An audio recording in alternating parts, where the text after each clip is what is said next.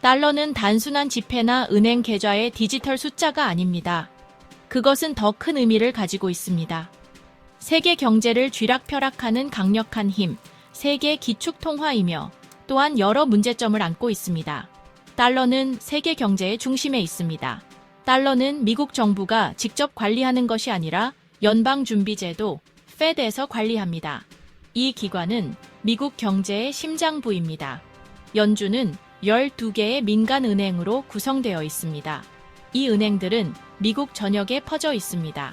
놀랍게도 이 민간 기관들은 엄청난 권력을 가지고 있습니다. 그들은 경제를 움직이는 중요한 역할을 합니다. 금리를 조작하여 달러의 가치를 결정하는 것이죠. 이로 인해 경제에 큰 영향을 미칩니다. 이 지루해 보이는 금융도구는 전 세계에 엄청난 파급 효과를 미칩니다. 경제 위기와 번영을 좌우할 수 있습니다. 연준을 전 세계 사람들과 국가의 지갑에 손을 뻗치는 거대하고 보이지 않는 손이라고 생각해 보세요. 그 손은 모든 곳에 있습니다. 그리고 여러분, 그 손은 약간 탐욕스러울 수 있습니다. 이 탐욕은 때때로 경제에 큰 영향을 미칩니다. 연준은 어떻게 그 권력을 행사할까요? 그 답은 바로 그 교묘한 금리에 있습니다. 연준이 금리를 인상하면 미국뿐만 아니라 전 세계적으로 돈을 빌리는 비용이 증가합니다. 도미노 효과처럼 말이죠. 특히 개발도상국의 기업들은 성장을 위해 대출에 의존합니다. 대출 금리가 오르면 성장이 둔화되고 때로는 완전히 멈추기도 합니다.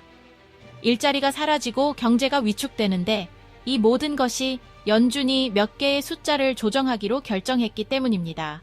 여러분의 주택담보대출, 자동차 할부금, 신용카드 부채 모두 금리의 영향을 받습니다. 연준이 금리를 인상하면 월 상환액이 늘어나 소비할 돈이 줄어듭니다. 이것을 수백만 명의 사람들에게 곱하면 엄청난 규모의 경기 침체가 발생합니다. 때때로 연준은 다른 나라의 경제적 안녕을 희생하더라도 달러 가치를 보호하기 위해 금리를 인상합니다. 연준의 결정은 전 세계 경제에 큰 영향을 미칩니다. 그들의 금리 인상은 단순한 숫자 조정이 아니라 수많은 사람들의 삶에 직접적인 영향을 미치는 중요한 결정입니다. 연준의 금리 정책은 글로벌 경제의 균형을 좌우할 수 있는 강력한 도구입니다. 그들의 결정은 마치 젠가 게임처럼 다른 모든 사람의 탑이 먼저 무너지도록 해야만 이길 수 있는 것과 같습니다. 그렇다면 국제통화기금 IMF는 이 모든 것에 어떤 역할을 할까요? IMF는 최후의 글로벌 대출기관이 되어야 합니다. 그러나 현실에서 IMF는 자비로운 구원자보다는 금융계의 암살자처럼 행동하는 경우가 많습니다. IMF는 종종 대출의 조건을 붙여 국가들에게 가혹한 긴축 조치, 사회 프로그램 삭감, 공공지출 삭감을 요구합니다. IMF가 달러의 세계적 지배를 위한 집행자 역할을 하면서 악순환의 착취가 계속됩니다.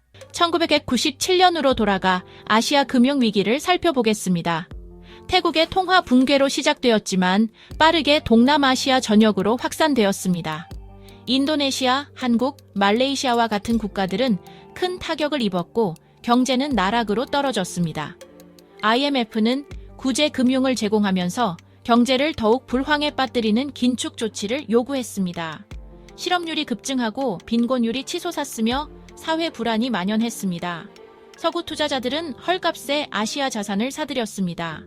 1997년 아시아 금융위기는 달러 지배의 잔혹한 현실을 극명하게 보여주는 사례였습니다. 1997년 이후 상황은 크게 달라지지 않았습니다. 러시아를 예로 들어 보겠습니다. 당시 러시아는 심각한 경제 위기를 겪었고 많은 사람들이 빈곤에 시달렸습니다. 1990년대 소련 붕괴 이후 러시아는 자유시장 개혁을 받아들이도록 권장받았습니다. 이러한 개혁은 서구의 경제 모델을 따르도록 설계되었습니다. 그들은 번영을 약속받았지만 경제적 혼란, 초인플레이션, 그리고 서구 투자자들에게 국유 자산을 헐값에 매각하는 사태를 맞이했습니다. 칠레의 경우도 있습니다. 1970년대 아우구스토 피노체트 독재 정권 해서 칠레는 신자유주의 경제정책의 시험장이 되었습니다. 이 정책들은 경제를 개혁하려는 시도로 도입되었습니다. 이러한 정책은 엄청난 불평등, 사회 불안, 그리고 반대 의견에 대한 잔혹한 탄압으로 이어졌습니다. 많은 사람들이 거리로 나와 항의했습니다. 이는 연준과 IMF와 같은 기관을 통해 시행된 달러 지배가 경제를 착취하고 불안정하게 만드는데 어떻게 사용되었는지를 보여주는 몇 가지 예에 불과합니다. 놀라울 정도로 규칙적으로 반복되는 패턴입니다. 이러한 패턴은 전 세계적으로 관찰됩니다. 이름과 날짜는 다를 수 있지만 근본적인 이야기는 동일하게 유지됩니다. 경제적 불안정과 착취의 이야기는 계속됩니다. 그렇다면 누가 이 모든 경제적 불안정으로 이익을 얻을까요?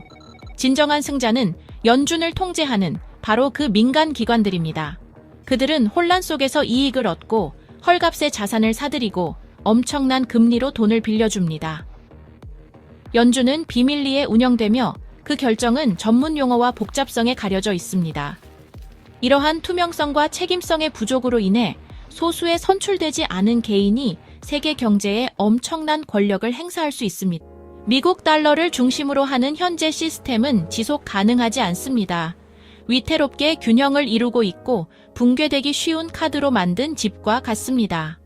우리는 더 공정하고 공평하며 지속 가능한 새로운 세계 금융 질서가 필요합니다. 이 새로운 질서는 소수의 탐욕이 아닌 다수의 필요를 우선시해야 합니다. 우리 지구의 미래는 여기에 달려 있습니다.